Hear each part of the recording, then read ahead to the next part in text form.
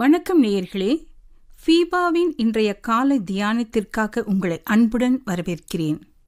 கிறிஸ்துவுக்குள் பிரியமான சகோதர சகோதரிகளே, ஆண்டவராகிய இயேசு கிறிஸ்துவின் பரிசுத்தமுள்ள நாமத்திலே உங்களை அன்போடு கூட வாழ்த்துகிறேன்.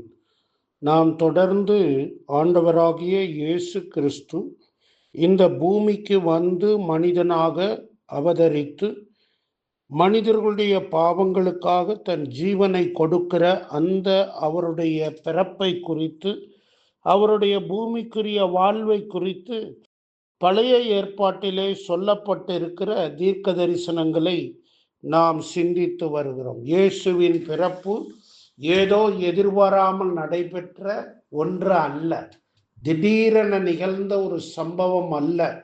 மனிதர்களுடைய பாவத்தினாலே கடவுள் தத்தளித்து அதற்கு பின்னால் ஏதோ ஒரு அவசர கதியில் திட்டமிட்டு செய்த ஒரு காரியம் அல்ல. இது தேவனால் முன்குறிக்கப்பட்டு ஆண்டவர் மிக நேர்த்தியாக தம்முடைய தீர்க்கதரிசிகள் மூலமாய் முன்னதாக தீர்க்க தரிசனம் உரைத்தபடிதான் தேவகுமாரனாகிய இயேசு இந்த பூமியில் வந்து பிறந்தார். இன்று நாம் உபாகமம் 18ஆம் அதிகாரத்தில் 15ஆம் வசனம் பார்க்கிறோம். 15ஆம் வசனத்தில், அதாவது உபாகமம் 18:15, உன் தேவனாகிய கர்த்தர் என்னை போல ஒரு தீர்க்கதரிசியை உனக்காக உன் நடுவே உன் சகோதரரிலிருந்து எழும்ப பண்ணுவார், அவருக்கு செவி கொடுப்பீர்களாக.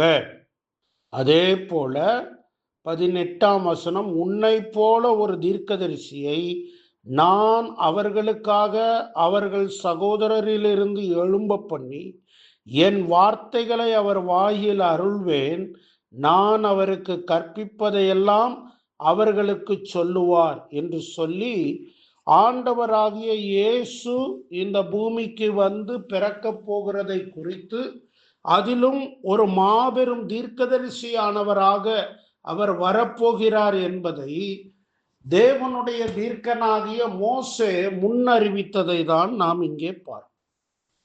ஆண்டவராகிய இயேசு கிறிஸ்து இஸ்ரவேல் புத்திரரின் நடுவிலே தோன்றினார்.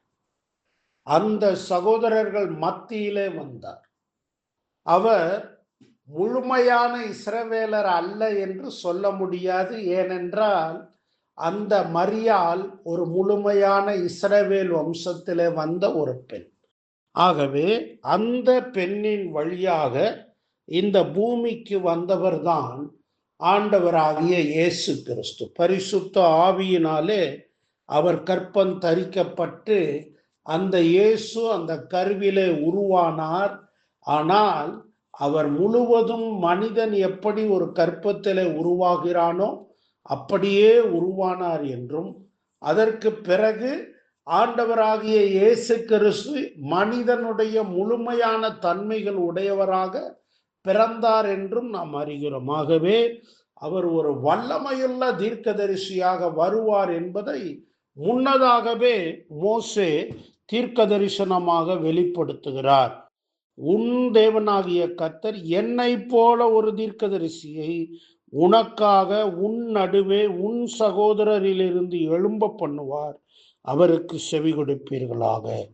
காலங்கள், அதாவது மோசே இந்த பூமியிலே ஜனங்களை நடத்திய அந்த நாட்களுக்கு பின்னால, அதாவது 1400 ஆண்டுகளுக்கு பின்னால வரப்போகிற ஆண்டவராகிய இயேசுவை பற்றிய தீர்க்க தரிசனத்தை தான் மோசே இங்கு சொல்லுகிறார். பாருங்கள், எவ்வளவு தேவன் தம்முடைய திட்டத்தை முன்ன அறிவித்து செயல்படுத்துகிறார். மோசே மூலம் மட்டுமல்ல, ஆபிரகாமுக்கு வாக்குத்தத்தம் கொடுத்தது போலவே அதே வாக்குத்தத்தத்தை ஈசாக்குக்கு கொடுக்கிறார், யாக்கோபுக்கு கொடுக்கிறார். யாக்கோபின் வாயிலே யூதாவின் வம்சத்திலே ஒரு செங்கோல் வரும் என்பதை முன்னறிவிக்கிறார். இப்படி ஆண்டவர் இயேசு இந்த பூமிக்கு வருகிறதை பரலோகத்தின் பிதாவாகிய தேவன் முன்னதாகவே அறிவித்து அதை தொடர்ந்து அந்த நம்பிக்கையை இஸ்ரவேலருக்குள்ளே கொடுத்து கொண்டே வருகிறதை பார்க்கிறோம். ஒரு கால் அவர்கள் அதை தெளிவாக உணர்ந்தார்களா, புரிந்தார்களா என்பது நமக்கு தெரியாது. ஆனால் இன்று இயேசுவின் பிறப்பை கொண்டாடுகிற நம்மால இது தேவனால் திட்டமாக தீர்மானிக்கப்பட்ட ஒரு செயல் எனவும், கிறிஸ்துவின் பிறப்பு என்பது தேவனுடைய மீட்பின் திட்டத்தின் மையம் என்பதையும் நாம் புரிந்து கொள்ள இந்த தீர்க்க தரிசனங்கள் உதவுகிறது.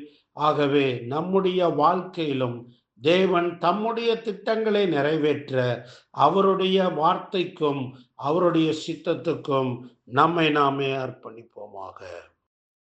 இன்றைய காலை தியானத்தில் பங்கேற்றமைக்காக நன்றி. உங்களது கருத்துக்களை பகிர்ந்து கொள்ளவோ மேலும் விவரங்கள் அறிந்து கொள்ளவோ 9458505042 என்ற எண்ணிற்கோ அல்லது info@fibaonline.org தொடர்பு கொள்ளவும். தேவன் தாமே உங்களை ஆசீர்வதிப்பாராக. ஆமேன்.